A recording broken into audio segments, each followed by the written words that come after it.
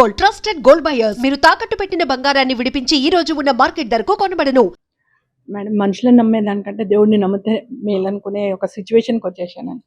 మనుషులతోటి మోసపోయి, మనుషులతోటి దౌర్జన్యాలు అయిపోయి, నా బిడ్డను పోగొట్టుకొని, సో మనుషులను నమ్మేదానికంటే దేవుడిని నమ్ముకుంటే ఒకసారి కాకపోతే ఒకసారన్నా బ్లెస్సింగ్స్ ఇస్తాడు అనేసి దేవుడిని నమ్మాను. సో అదే నమ్మకం మీద పోరాటం చేసిన.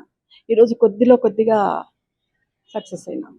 మొత్తం అన్ని సాయిబాబా అనుకోండి, అమ్మవారు అనుకోండి, కృష్ణుడు అనుకోండి, ప్రతి వాళ్ళు ఉన్నారంటే మొక్కని దేవుడు అంటూ ఎవరు లేరు అనుకుంటా నాకు తెలిసి ఇన్ని ఇయర్స్ ఆఫ్ పోరాటం.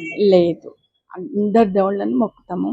బట్ మేము ఒక డ్యూటీ లాగా పెట్టుకుంటాం. మార్నింగ్ బాబు ఎంత అర్జెంట్ వర్క్ మీద వెళ్ళినా పూజ చేసి వెళ్తాడు. అలా నేను రెడీ చేశాను మా బాబుని. ఒకవేళ 7 o'clock వెళ్ళేదంటే 5 o'clock లేచి పూజ చేసి వెళ్ళిపోతాడు. 5 o'clock వెళ్ళేదంటే 3 o'clock లేచి పూజ చేసి వెళ్ళిపోతాడు. అంటే నేను అలా ట్రైనింగ్ ఇచ్చాను బాబుకి.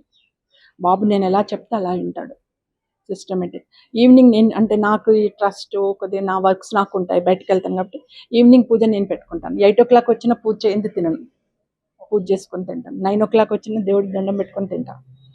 అంటే మార్నింగ్ ఒకళ్ళం, ఈవినింగ్ ఒకళ్ళం అలా పెట్టుకొని దేవుళ్ళని నమ్ముకున్నాం, మా కష్టాన్ని నమ్ముకున్నాం, జస్టిస్ను నమ్ముకున్నాం. మనుషులను నమ్మే బదులు వీటన్నిటిని నమ్మితే బాగుంటుంది అని చెప్పి ఒక ఎమోషన్లోకి వచ్చేసాం మేము. 2002 నుంచి ఈనాటి వరకు మ్యామ్ ఎవరెవరిని కలిసి ఉంటారు, ఎవరెవరి దగ్గరగా మీ బాధని చెప్పుకోవడానికి వెళ్ళుంటారు? బాధను ఎక్స్ప్రెస్ చేస్తే ఎవరు వినరు మేడం. ఆ కాలంలో కానీ ఈ కాలంలో బాధని చెప్తే వినే వాళ్ళు ఎవ్వరు లేరు, తక్కువ. బట్ కలవడానికైతే వెళ్ళాను. అప్పుడట్లో వైఎస్ రాజశేఖర రెడ్డి గారు బతుకున్నారు, లెజెండ్ ఆయనను కలిశాను. కల్వకుంట్ల చంద్రశేఖరరావుని కలిశాను. అందరిని లెజెండ్స్ని అందరినీ కలిశాను. అంటే అందరూ అయ్యో అన్నారు, పాపం అన్నారు, అమ్మాయి పోయింది అన్నారు, అన్నీ అన్నారు. ఎవరు కూడా సాయం చేయడానికైతే ఫార్వర్డ్ కాలేదు. ఏదో అసెంబ్లీలో మాట్లాడారు, సిబిఐకి ఇప్పించారు, అంతవరకు చేశారు. తర్వాత వదిలిపెట్టేశారు. నా పోరాటం నేనే చేసుకున్నాను, ఒంటరి పోరాటం మాత్రమే. ఎవ్వరు కూడా ముందుకు రాలా, నో బడీ కమింగ్. నేను ఉన్నాను, నువ్వేం చేస్తున్నావు, లీగల్గా ఏమైనా సహాయ సహకారాలు కావాలా?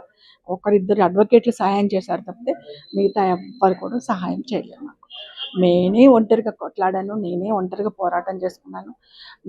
నేనే నాకున్న దాంట్లో రూపాయి ఉంటే సార్ 10 పైసలు ఇస్తాను సార్, 5 పైసలు ఇస్తాను సార్ అని అలా అడ్వకేట్తో మాట్లాడుకుని చేసుకున్నాను.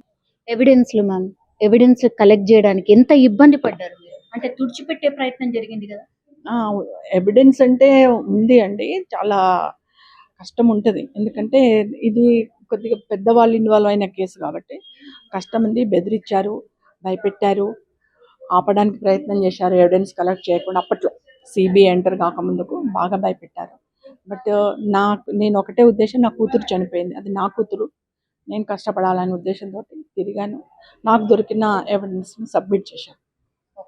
మీరు ఏమనుకున్నారు మ్యామ్? అంటే ప్రత్యూష ఒకవేళ బతుకుంటే మీరు అంటే ఏ స్టేజ్లో ఉండాలి? ఇప్పుడున్నటువంటి హీరోయిన్లో ఎవరితో పోలుస్తారు మ్యామ్ ప్రత్యూష ఇక్కడ ఉండేది అని? అంటే ప్రత్యూష అప్పుడే తను ఎలా అంటే ఒక రెస్పాన్సిబిలిటీ గర్ల్ అండి. తను ఏమాత్రం టైం దొరికినా రూమ్లోకి వెళ్ళి రూమ్ తలుపు పెట్టేసుకొని తనకి ఏం చేశారంటే ఒక మిర్రర్ ఏర్పాటు చేశారు రూమ్లో. ఆ రూమ్ అంతా ఖాళీగా ఉంటుంది, ఇప్పటికి కూడా రూమ్ ఖాళీగా ఉంటుంది. రూమ్ అంతా ఖాళీగా పెట్టేసి తనకు ఒక మిర్రరు, ఒక టేబుల్, ఒక తనకు కావాల్సిన అవి, ఒక స్టూల్.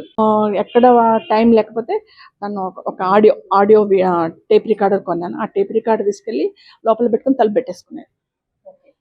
అందులో సావిత్రి డైలాగ్స్, సౌందర్య డైలాగ్స్ ఉంటే అవి చేస్తూ తన యాక్టింగ్ చూసుకునేది మిర్రర్లో. అంటే నవ్వుతే ఎలా ఉంటాం, ఏడుస్తే ఎలా ఉంటాం, కోపంగా ఉంటే ఎలా ఉంటాం, ఎక్స్ప్రెషన్స్ ఇంకేమైనా చేంజ్ చేసుకోవాలా, అలా తను 2-3 hours డైలీ అందులో ఉండేది. అంటే షూటింగ్స్ లేనప్పుడు తను అలా ప్రాక్టీస్ చేసుకునేది. ఇంకా తమిళ్లోకి అక్కడ వెళ్ళినప్పుడు తమిళ్ రాదు ప్రత్యూషకి. అయితే నేనేం చేసేదంటే అమ్మ అంటే నేను ఇంగ్లీష్లో అమ్మ అని రాసేది. నేను పాప ఎంబడి ఉండదు కాబట్టి ఇంగవా అంటే ఇంగవా అని రాసేది. నేను రాసి ఆ డైలాగ్స్, రేపటి డైలాగ్స్ అన్నీ వాళ్ళు చెప్తూ ఉంటే తను షూటింగ్లో ఉంటే నేను పక్కన కూర్చొని అన్నీ రాసేసుకున్నది, రేపటివన్నీ కో డైరెక్టర్తో రాసుకొని అది తీసుకొచ్చి నైట్ ఇచ్చేది ఆమెకి. అమ్మ చూసుకో అమ్మ ఒకసారి అని నేను చెప్తూ ఉంటే తను పడుకుని ఉన్నా సరే నేను ఇట్లా హోటల్ రూమ్లో తొడ మీద పడుకోబెట్టుకొని నేను చదువుతూ ఉంటాను, నువ్వు విను అని. అలా హార్డ్ వర్క్ చేసాం. నేను చెప్తూ ఉండేది, తను వింటూ ఉండేది, నిద్రపోయేది అట్లా. అలా హార్డ్ వర్క్ చేసుకున్నాం మేము. చేసుకుని తనకు ఏంటంటే సౌందర్య అంటే ఇష్టము, శ్రీదేవి అంటే ఇష్టము, సావిత్రి అంటే ఇష్టము. ఈ ముగ్గురివే క్లిప్పింగ్స్ ఎక్కువ చూస్తుండే. సినిమాలు కూడా అవే పెట్టుకున్నారు. అక్క తమ్ముళ్ళు ఇద్దరు గొడవ పడేవాళ్ళు టీవీ పెట్టుకొని. నువ్వు ఎప్పుడు ఆడవాళ్ళ సినిమాలు చూస్తావు, నాకు ఇది వద్దు అని వాడు.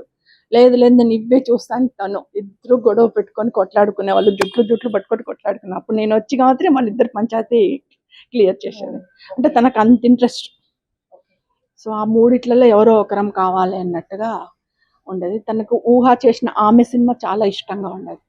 అమ్మ ఎప్పటికైనా ఇట్లాంటి సినిమాలు నేను కొద్దిగా ఎస్టాబ్లిష్ అయిన తర్వాత నేను ఇట్లాంటి సినిమాలు చేస్తా అనేది నాకు చాలా ఇష్టం. అట్లా లేడీ ఓరియంటెడ్ అని అంటే తను ఒక ఎయిమ్ పెట్టుకొని కష్టపడ్డది. ఏ ఒక్క రోజైనా ఒక 2 రోజుల ముందే ఈ డే గ్యాప్ వస్తుంది అనగా నాకు చెప్పేది, అమ్మ ఆ డే వేస్ట్ చేయకు, మనకి ఇంకో సినిమా ఉంది కదా, వాళ్ళు ఏమైనా తీసుకుంటారేమో అడుగు, నా క్లిప్పింగ్స్ ఏమైనా తీసుకుంటారేమో అడుగు, డే వేస్ట్ ఎందుకు మనకి, మనం ఉండేది చెన్నైలో, లేకపోతే తమ్ముడి దగ్గర ఉండేవాళ్ళం కదా, వాడు ఇక్కడ ఒక్కడే ఉండేవాడు, తమ్ముడి దగ్గర ఉండేవాళ్ళం కదా అని చెప్పేసి అలా తను డేస్ వేస్ట్ చేయకుండా 3 yearsలో 22 movies చేసింది. She's very responsibility girl. అంటే తను ఏంటంటే మాకు హీరోయిన్లకు కూడా సంపాదించుకోవాలా, ఉన్నప్పుడే మంచి పేరు తెచ్చుకోవాలా అనే ఉద్దేశంతో she is doing very hard work. Ma'am, industry ఎట్లాంటిదో మీరు కూడా చూస్తున్నారు, గతంలో కూడా మీరు చూసే ఉంటారు కదా, ఎందుకు హీరోయిన్ చెయ్యాలని ఎందుకు అనిపించింది? అంటే అక్కడ ఏంటంటే అమ్మాది హీరోయిన్ అని అంటే తను ఇంటర్ ఫస్ట్ ఇయర్ నేను జాయిన్ చేశాను గౌతమి రెసిడెన్షియల్లో, హిమాయత్ నగర్. యాక్చువల్లీ నేను ఆమెను ఒక డాక్టర్ చేయాలి అనుకుని బైపీసీలో జాయిన్ చేశాను.